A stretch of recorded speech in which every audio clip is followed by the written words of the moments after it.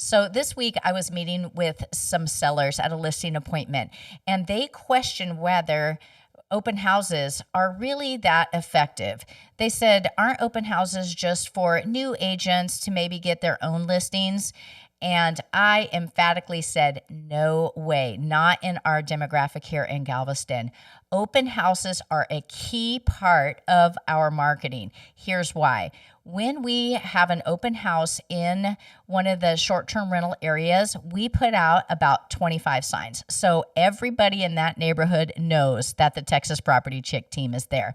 And here's the thing, they may not have even been thinking about buying a house, but they went on Airbnb. They spent $10,000 on this beachfront house for the week, and they're walking their kids down to the beach and see our signs and think, oh my gosh, I wonder if we can do the short-term rental business. And so they come walking through our open house and sure enough, fall in love with your home and the offers start coming in. So are open houses really worth it? In my opinion, absolutely.